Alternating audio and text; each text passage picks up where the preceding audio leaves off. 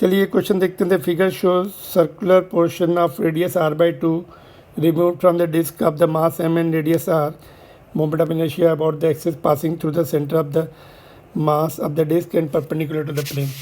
देखिए इसमें पहले तो होल का मास, हमें होल एक्चुअली क्या करना है, फुल डिस्क का moment of inertia perpendicular axis से सेंटर से फुल डिस्क का निकाल के होल का माइनस करना है, बट होल का जो है अपने खुद की एक्सिस से आएगा, तो होल का पैरेलल एक्सिस थ्योरम लगा के सेंटर ऑफ ओरिजिनल डिस्क से निकालना पड़ेगा। तो होल का पहले हमें मास पता होना चाहिए। Mass of the hole is, mass जो है डिस्क का डायरेक्टली प्रोपोर्शनल टू एरिया, है ना। फुल डिस्क का मास पाई आर स्क्वायर का मास, देखो यूनिटरी मेथड से निकालते हैं। पाई आर स्क्वायर का मास कितना है, एम है, तो यूनिट का मास, यूनिट एरिया का mass M upon pi r square, और होल का एरिया कितना है, pi into r square by 4 का मास कितना आएगा, m2, that will be m upon pi r square into pi r square by 4। तो ये आपका 1/4 आ जाएगा। m2 होल का मास जो है m/4 आ गया, है ना।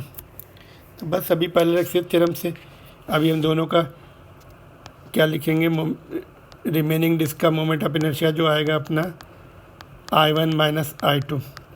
I1 तो फुल डिस्क का है half M R square, I2 hole का है लेकिन सेंट्रल एक्सिस से, तो पहले होल का खुद का लिखेंगे, हाफ इंटू मास, होल का मास m/4 है, इंटू रेडियस का स्क्वायर, r/2 रेडियस है तो r/4 हो जाएगा, प्लस पैरेलल एक्सिस थ्योरम से ma स्क्वायर, m कितना है, होल का m/4, और दो एक्सिस के बीच का ये डिस्टेंस चाहिए हमें, कितना, दो एक्सिस के बीच, एक इसके हो सेंटर से जाएगी एक डिस्क के, तो ये डिस्टेंस a जो है, जो दोनों एक्सिस के बीच की डिस्टेंस r/4 हो जाएगी, r/2 इनफैक्ट हो जाएगी।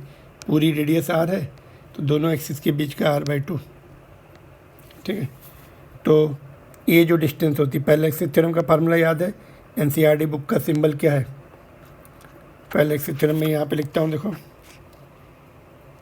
Moment of inertia about the parallel axis O through O is given by moment of inertia through centre of mass plus ma square. ये क्या है, दोनों परपेंडिकुलर एक्सिस के बीच का डिस्टेंस, तो यहाँ दोनों परपेंडिकुलर एक्सिस के बीच का डिस्टेंस r/2 का स्क्वायर, तो r²/4 हो जाएगा ये।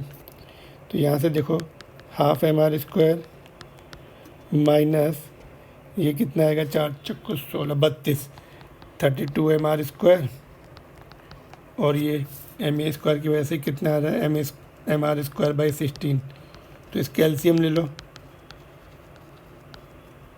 माइनस 32 एलसीएम में आ गया, यहाँ तो एम आर स्क्वायर आएगा, यहाँ पे 2 एम आर स्क्वायर,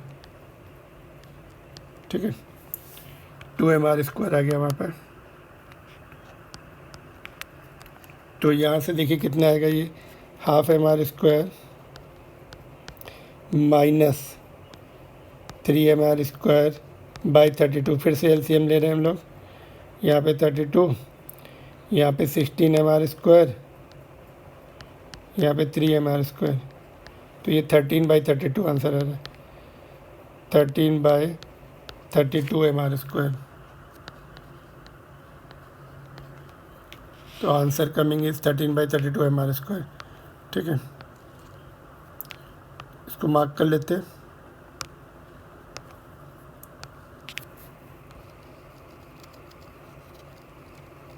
पहले भी रिपीट हो चुका है ऐसा question, and some of the student was telling m/3 r/3 का, तो r/3 भी रहा तो वैसे ही यूज़ करना है, फिर आपको एक डिस्टेंस मास भी चेंज हो जाएगा, m/9 हो जाएगा, और पैरेलल एक्सिस के बीच का डिस्टेंस भी चेंज हो जाएगा, है ना, r माइनस r/3 2r/3 हो जाएगा, ठीक है। तो answer will be slightly different, but इनका you have to remember the correct method. चलिए नेक्स्ट क्वेश्चन पे चलते हैं।